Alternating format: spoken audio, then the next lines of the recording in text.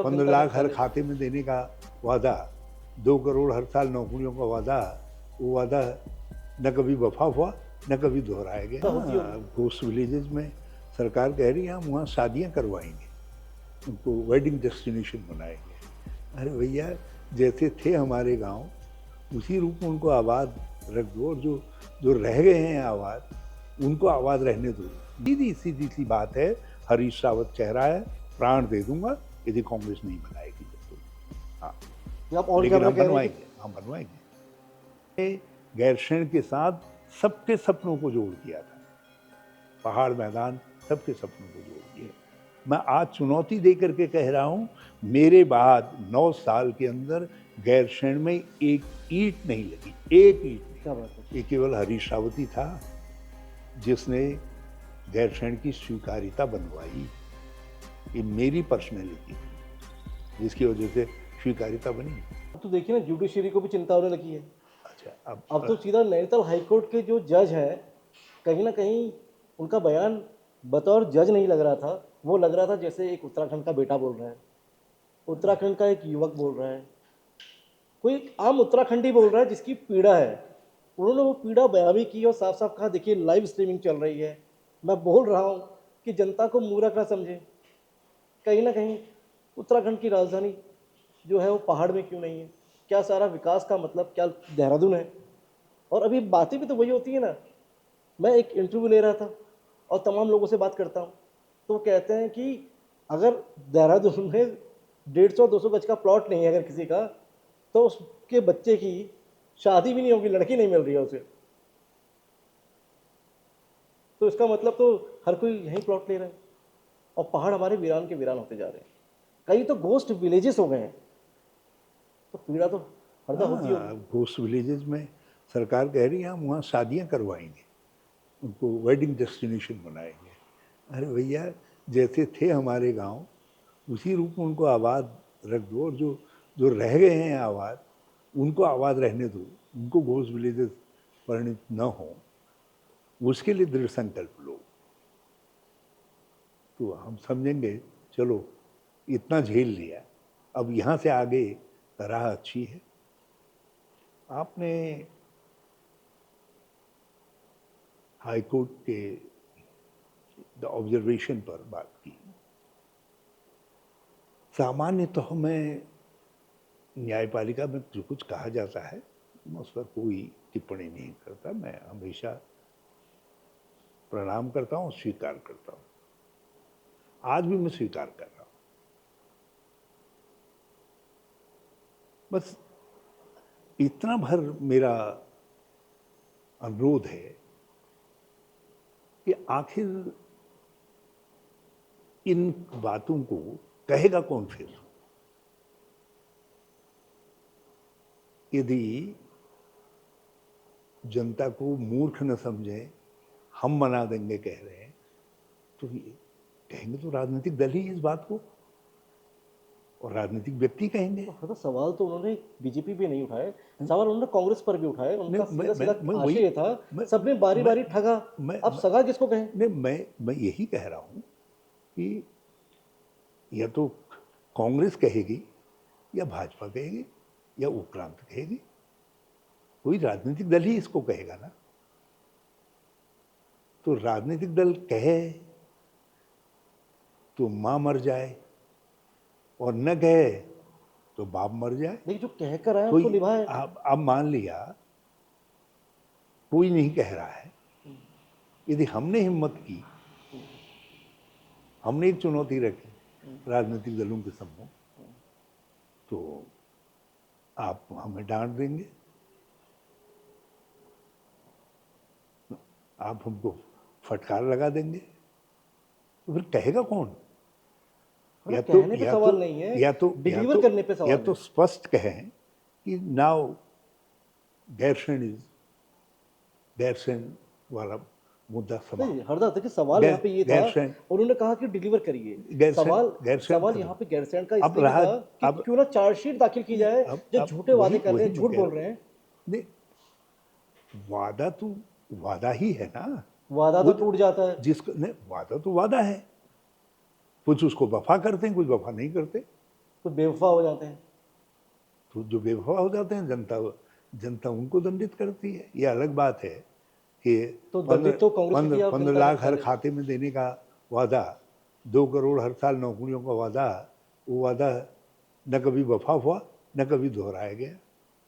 लेकिन चलो उत्तराखंड हम राजधानी हो सकता है अगर आज की हम तारीख उसको में नहीं, लेकिन गैरसैंण को लेकर के, गैरसैंण राजधानी हो सकती है। गैरसैंण को लेकर के जब मैं मुख्यमंत्री बना तो मैं कोई गैरसैंण राजधानी बनाने के लिए मुख्यमंत्री नहीं बनाया गया था। मुझको तो आपदा से जो शत विशत खंडित एक भूगोल था हमारा, और सारी चीज़ें चौपट पड़ी थी, अर्थव्यवस्था तो डाउन हो गई थी, आगंतुकों का, बाहरी पर्यटकों का आना संभव लग रहा था। 2-3 साल ऐसा लग रहा था, 4-5 साल, बल्कि तत्कालीन मुख्यमंत्री ऑन रिकॉर्ड कि 3-4 साल केदारनाथ भूल जाइए, और न 3-4 साल चार धाम यात्रा भूल जाइए, और केदारनाथ तो 8-10 साल तक नहीं चल सकता। मेरे सामने जब मैं आया तो मैंने एक लक्ष्य बनाया कि नहीं, हमको केदारनाथ यात्रा को निरंतरता बनाए रखनी है। हमने कहा ये मानवता की हमारे पास धरोहर है, हम कोई नहीं होते यात्रा को रोकने के लिए। यदि श्रद्धालु आना चाहते हैं तो हम यात्रा को सुचारू रूप से प्रारंभ करेंगे, हम व्यवस्था करेंगे।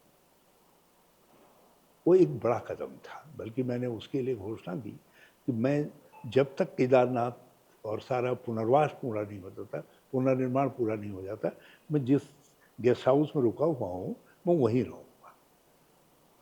मैं तब तक मुख्यमंत्री आवास में मूव नहीं करूँगा।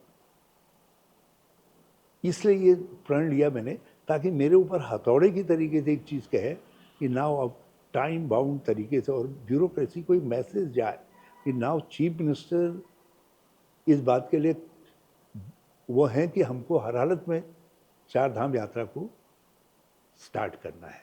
मतलब पहले साल बंद हो गई थी तो दूसरे साल उसको फिर से समय पर प्रारंभ कर देना है, कपाट समय पर खुलवाने हैं। तो हमने उस लक्ष्य को पूरा किया। फिर उस लक्ष्य के बाद यह आया कि पुनर्निर्माण करना है, फिर यह आया कि पुनर्वास करना है। सब लोगों का जो उससे जुड़े हुए लोग हैं, जिनके व्यापार, जिनके काम धंधे सब ठप हो आप गए भी थे, कहना चाह रहे हैं कि बिजनेस, चुनौतियां बहुत थी होटल आपके आदि की समय में। चीज सब आप जरा सा उस समय की कल्पना करके देखिए, आप जरा सा उस समय की थराली को देखिए, उस समय का ग्वालदम को देखिए, उस समय के जो है आप नारायणबगड़ को देखिए, उस समय के जो है केदारनाथ को देखिए, उस समय के आप कपकोट को देखिए, उस समय के और दूसरे इलाकों को देखिए, जरा सा नज़र घुमा कर तो देखिए। उस समय के हरिद्वार के लक्सर और खानपुर और वहाँ के घरों को देखिए, जहाँ कमर कमर से ऊंचाई तक भी घरों के अंदर मलबा घुस गया था।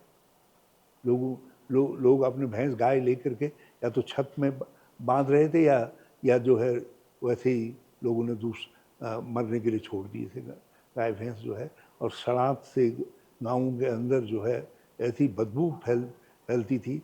सब में हमने किस तरीके से उस समय काम किया। आप भी कह रहे और चुनौतियां इतनी बड़ी थी कि कहीं ना कहीं गैरसैंण जो है अत्यधिक उस पर अत्यधिक ध्यान नहीं जा पाया अत्यधिक अत्यधिक सरकार का। चुनौतीपूर्ण स्थिति थी।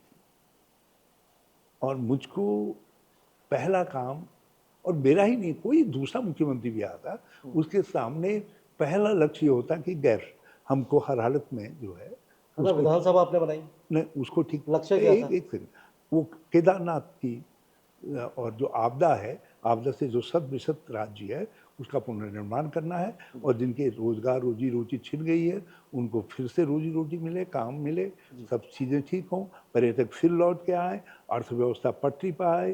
जो पर कैपिटा इनकम डाउन हो गई थी एकदम, 53,000 रुपये से भी नीचे चली गई थी, वो एकदम ऊपर शूटअप हो। और बेरोजगारी की वृद्धि दर जो बहुत ज़्यादा उस समय 14-15% से ज़्यादा चली गई थी, उसको जो है फिर से मिनिमाइज़ किया जाए, और जो जीडीपी ग्रोथ है उसको फिर से ऊपर लाया जाए, ताकि राज्य एक समुचित रूप से एक व्यवस्थित तरीके से आगे बढ़ सके। उसमें मुझे करीब करीब 2.25 साल लग गए, बल्कि उस दौरान मैंने एक आपदा और झेली। मैं शायद पहला मुख्यमंत्री होऊंगा जो दिन में तो मुख्यमंत्री रहता था और सुबह मैं भगवान से प्रार्थना करता था, हे भगवान यदि मुझको अपाहिज बनाना है, ऐसे ही रखना है तो फिर मुझको ऊपर बुला ले, मैं नहीं तो कैसे काम चलेगा, क्योंकि गर्दन में C1 C2 का फ्रैक्चर था और यहाँ तक पट्टा रहता था और यहाँ गले तक पट्टा रहता था, ऐसे ही सोना पड़ता था। मैंने करीब 9.5 महीने जो है उस पट्टे के साथ यूँ ही मैं लेटता था। बेड इस कर ऐसे बेड बनाया जाता था और उसमें इसी तरीके से लेटता था।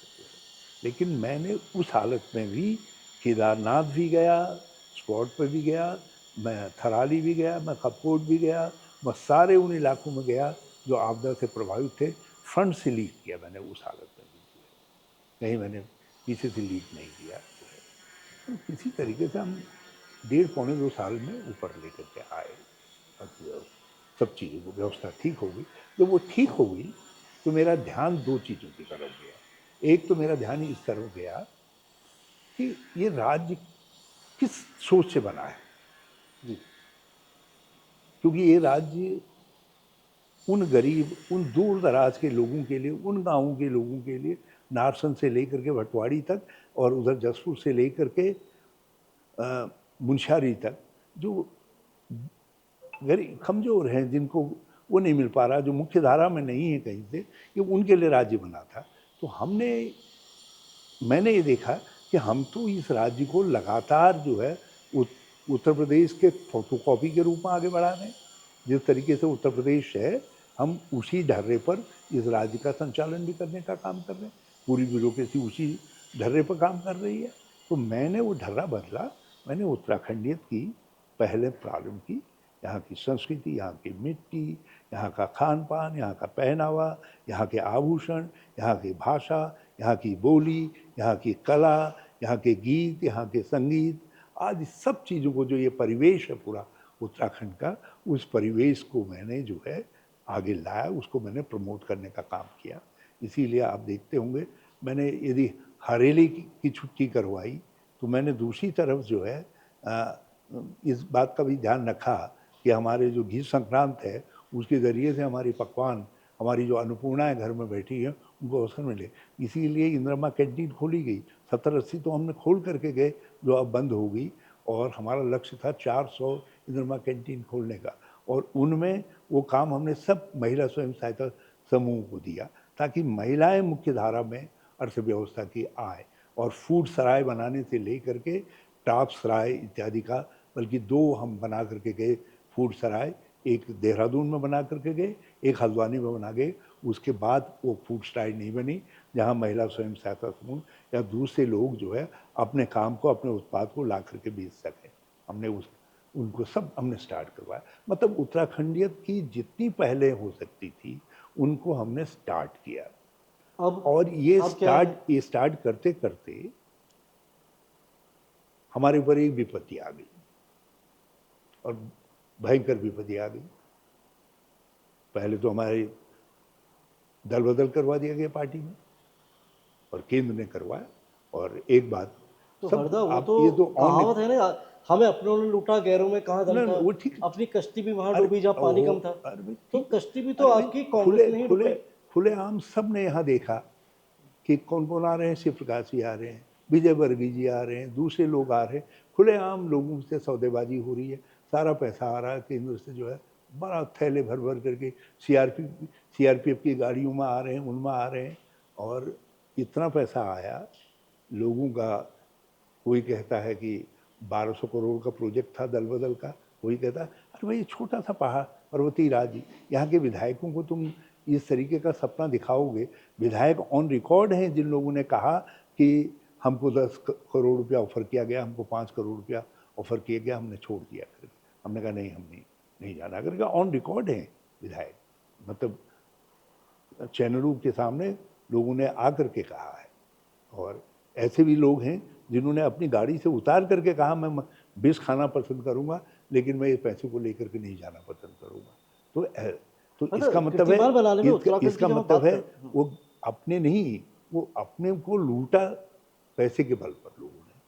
और क्योंकि कुछ लोग सामान्य परिवारों के थे, वो उस बहकाव में आ गए। कुछ लोग जो है धन की अपेक्षा में बड़ी बड़ी आकांक्षाओं में चले गए, लेकिन वो जो भी हुआ उसके बाद राष्ट्रपति शासन लगा दिया गया। जी। क्यों लगा दिया भैया? और उसका औचित्य जो है, आप हाईकोर्ट और सुप्रीम कोर्ट की जजमेंट पढ़िए। केंद्र सरकार को स्वयं संसद में कहना पड़ा कि हम राष्ट्रपति शासन के अधिसूचना को वापस ले रहे हैं, और मुख्यमंत्री सरकार को यथावत जो है बिना शपथ लिए एक बर्खास्त मुख्यमंत्री फिर मुख्यमंत्री बन गया। सारा मंत्रिमंडल, बर्खास्त मंत्रिमंडल यथावत आ गया। इतिहास बने ये। किसने बनवाया ये इतिहास? हमने बजट पारित किया, विधान न्यायिक प्रणाली ने कहा कि विधेयक पारित है, और गवर्नर बैठ गए विधेयक पर।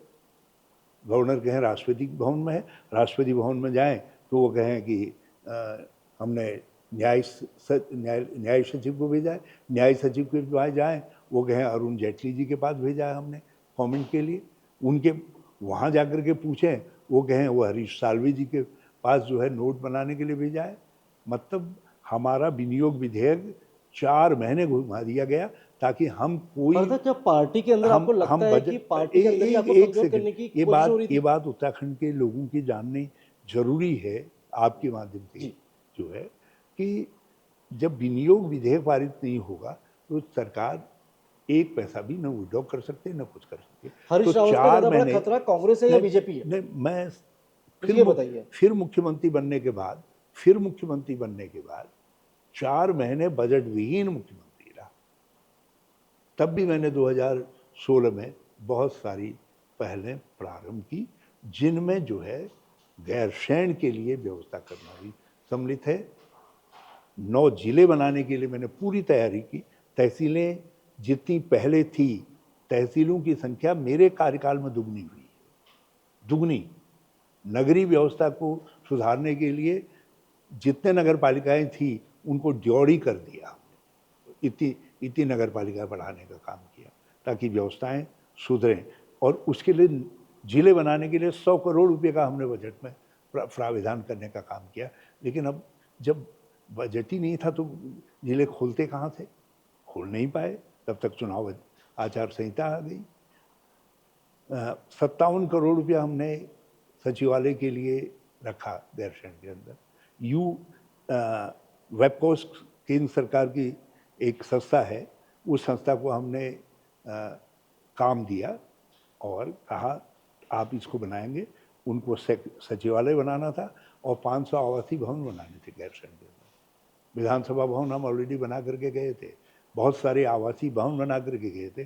तो माननीय जो ऑब्जर्वेशन है माननीय न्यायालय का, उसमें न्यायालय ने कहा है इस बात को कि वहाँ इतना बड़ा इंफ्रास्ट्रक्चर बना हुआ है कि कुछ नहीं करना है, आपको खाली अपना बैग पकड़ना है और वहाँ मूव कर जाना है। तो हरदय 8,000 करोड़ का जो इंफ्रास्ट्रक्चर की बात हो रही है, ये सब आप ही की देन है? मैंने बनाई, मेरे समय में। हम ये माने कि अगर एक मैं आज चुनौती दे करके कह रहा हूँ, मेरे बाद 9 साल के अंदर गैरसैंण में एक ईंट नहीं लगी, एक ईंट नहीं। क्या बात है?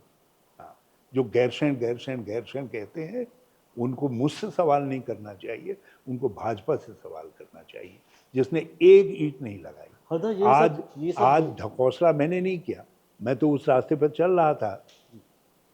हाँ, मुझे लोगों ने 2017 में, मैंने सीधे कहा लोगों से, पहली बार कहा कि मुझे बहुमत दो, मुझे सरकार बनाने का अवसर दो, मैं 2020 तक सारा इंफ्रास्ट्रक्चर बना दूंगा गैरसैंण के अंदर, और 2022 से पहले सारी सरकार को वहाँ मूव करवा दूंगा, राजधानी को पूरा मूव करवा दूंगा।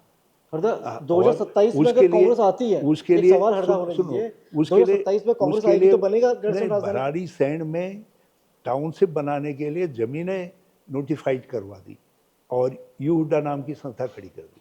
सारा इंफ्रास्ट्रक्चर बनाने के लिए एक गैरसैंण अवस्थापना विकास निर्माण निगम की स्थापना की अलग से कॉर्पोरेशन, और उसको कुछ कार्य पूंजी भी दी। सारे डिवीज़न जितने कंस्ट्रक्शन के वर्क करने वाले थे, सारे डिवीज़न वहाँ गैरसैंण के अंदर हमने खोल के रखे हैं, अब भी कार्यरत हैं। उनके गेस्ट हाउसेज भी साथ साथ बना दिए ताकि आवासीय सुविधा ज़्यादा से ज़्यादा गैरसैंण के अंदर पैदा हो। तो तो इसमें राजनीतिक महत्वाकांक्षा की कमी है क्या? जिस तरह से आप बता रहे हैं कि संभव है कि गैरसैंण को अगर आज भी राजधानी घोषित की जा जाए तो तमाम सिस्टम इस देखिए तरीके का आपने डेवलप किया है देखिए कि राजधानी यदि बनाया जा सकता है, यदि तो क्या राजनीतिक महत्वाकांक्षा की कमी है? इच्छा शक्ति की कमी है। इच्छा शक्ति बोलेंगे इसे? हाँ, महत्वाकांक्षा तो वो इच्छा रही। शक्ति नहीं है, और वो इच्छा शक्ति मुझ में है।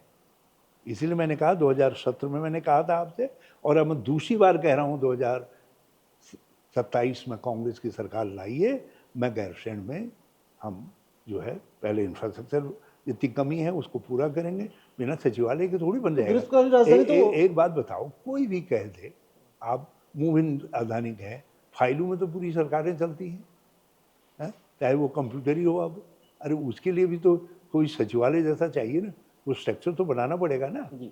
तो वो जब स्ट्रक्चर बनाएंगे तभी तो वहाँ कुछ भी मूव करेगा। यदि ग्रीष्मकालीन भी ये भाजपा वाले करना चाहे तो उनको स्ट्रक्चर तो बनाना पड़ेगा, चाहे 1 साल में बना लें। लेकिन हरदा ग्रीष्मकालीन राजधानी बना दिया, इस चीज़ का क्रेडिट भाजपा सरकारें लेती ही हैं। वो हम त्रिवेंद्र रावत हमें पूर्व क्रेडिट मुख्यमंत्री रहे बीजेपी हमको से। क्रेडिट से मतलब नहीं, हमको मतलब इस बात से है कि जो जज साहब ने दर्द व्यक्त किया है अपने शब्दों में, कहा कि यदि पहाड़ की राजधानी यदि उत्तराखंड की राजधानी कहीं गैरसैंण में होती तो आज गांव-गांव में जो ये स्थिति आ रही है, ये स्थिति नहीं खड़ी होती। हरदा दर्द दर्द ये अकेले उनका दर्द नहीं है। एक आम उत्तराखंडी का दर्द ए, है, एक एक पत्रकार का करोड़ दर्द है। 1 करोड़ से ज़्यादा उत्तराखंड के भाई बहनों का दर्द है जो है। तो ये दर्द तब दूर हो सकता है, इसलिए हमने कहा चाहे कुछ भी करो, चाहे श्रेय भाजपा ही ले बना ले, हम चाहते हैं हो वहाँ। और इनके पास अब भी 1.5 साल है, ये चाहें तो कुछ बना सकते हैं सचिवालय, और दूसरी चीज़ 1.5 साल में ढांचा बनाए और वहाँ पर मूव करवा दें सरकार को। हरदा तो उत्तराखंड नहीं तो हिंदुस्तान का एकमात्र ऐसा ये राज्य नहीं है। करवा देते तो सीधी सी बात है, हरीश रावत कह रहा है प्राण दे दूंगा यदि कांग्रेस नहीं बनाएगी जब तो। हाँ, ये आप ऑन लेकिन कैमरा हम कह रहे हैं कि बनवाएंगे हम राजधानी भी खड़ी करेंगे, वो भी करेंगे। और एक चीज़ और कह रहा हूँ आपसे, आज के दिन कह रहा हूँ, जी ये केवल हरीश रावत ही था जिसने गैरसैंण की स्वीकार्यता बनवाई।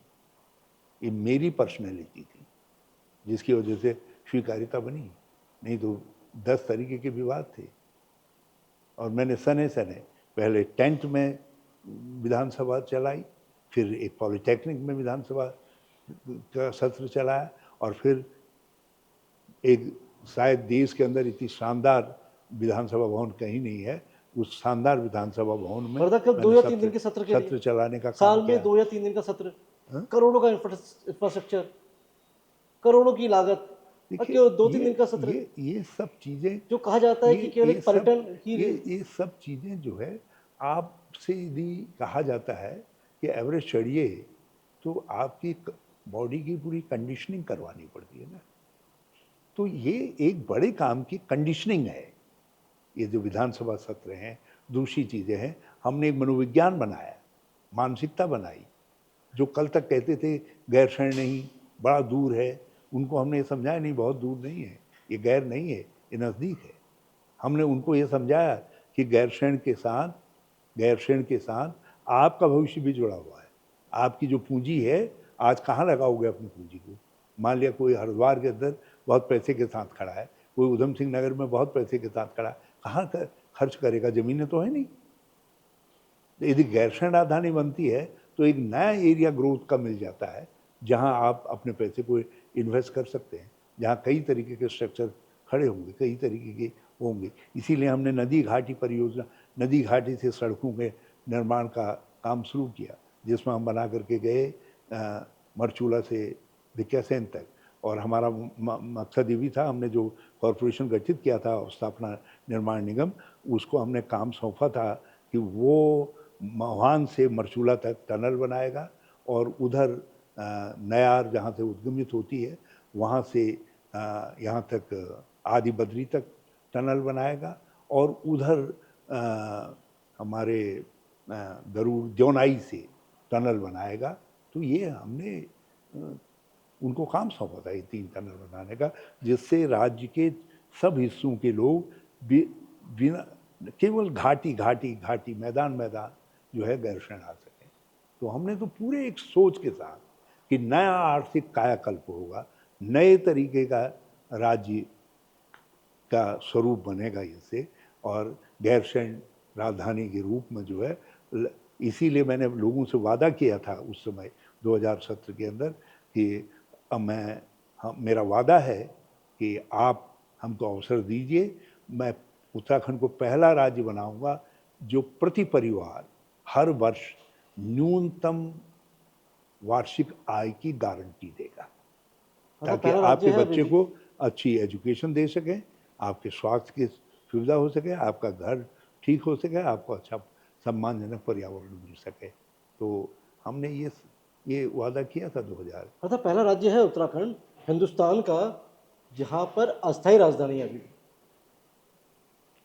नहीं, तीन छत्तीसगढ़, झारखंड और उत्तराखंड 2000 में बने, साथ बने। अभी ऐसे हमारे लाइन में दोनों राज्यों को राजधानी मिल गई। हमारे लाइन में भी अस्थायी राजधानी हरियाणा भी है, हरियाणा भी है वो भी। लेकिन वहाँ दूध दही का खाना अपना हरियाणा, वो उनका अपना मामला है। तो वो केवल एक भावनात्मक इशू है, लेकिन हमारे वहाँ तो भावनात्मक इशू नहीं है। गैरसैंण आर्थिक इशू है, अर्थशास्त्र। ये राज्य यदि हम गैरसैंण नहीं जाएंगे, नहीं बनेगी राजधानी, मुझसे लिख करके ले लीजिए, 10-12 साल के अंदर हम एक विफल राज्य की तरफ बढ़ेंगे और फिर संभालना चीज़ों को मुश्किल हो जाएगा। तो इसलिए हरीश रावत 2027 में कह रहा है कि कांग्रेस को लाओ, और कांग्रेस के जो भी चीफ मिनिस्टर होगा उससे इस काम को मैं करवाऊंगा। मेरा वादा है लोगों से, अब भी कह रहा हूँ, जबकि अब मैं जानता हूँ थपलियाल जी कहीं इंटरव्यू देखे और बाद में बोले कि जनता को मूर्ख देखना, मूर्ख समझना बंद कर दीजिए। अब मैं जानता हूँ, मैं उम्र के जिस पड़ाव में हूँ उसमें बहुत ज़्यादा सामर्थ्य नहीं है। 2007 का हरीश रावत छलांग मार सकता था, लेकिन 2027 का 10 साल बाद बहुत सारी चीजें बदलाव। लेकिन जो गैरसैंण को लेकर जो लड़ाई कह रहे हैं आपकी, गैरसैंण को राजधानी होना चाहिए और सरकार कांग्रेस की आती है, इसको लेकर क्या पूरी कांग्रेस एकमत है?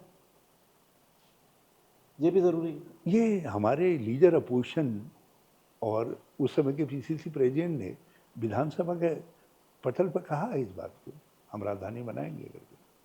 तो कांग्रेस, हम सब समर्थन में थे, हम सबने कहा उसने जो कुछ कहा है ठीक है, हम इसके पीछे हैं। और मैं तो खुद कह रहा हूँ आपसे, मैं तो पूरे राज्य के लोगों को उसके साथ सहमत करवा दिया था। आप मुझे एक आवाज़ बता दीजिए जिस समय हरीश रावत वहाँ विधानसभा सत्र कर रहा था, वहाँ विधानसभा भवन बना रहा था, या दूसरी सचिवालय बनाने की बात कर रहा था, राजधानी वहाँ मूव करने की बात कर रहा था 2017 के बाद, किसी ने कहा हो कि कहाँ गैरसैंण भाई, हम नहीं गैरसैंण जाएंगे? कोई एक बता दीजिए खिलाफ में, किसी ने कहा? ग्रीष्मकालीन राजधानी तो है। मैंने गैरसैंण के साथ सबके सपनों को जोड़ दिया था, पहाड़ मैदान सबके सपनों को जोड़ दिया था। हाँ। भारत न्यूज़ लाइव से जुड़ने के लिए इसे लाइक, सब्सक्राइब और बेल आइकन दबाएं।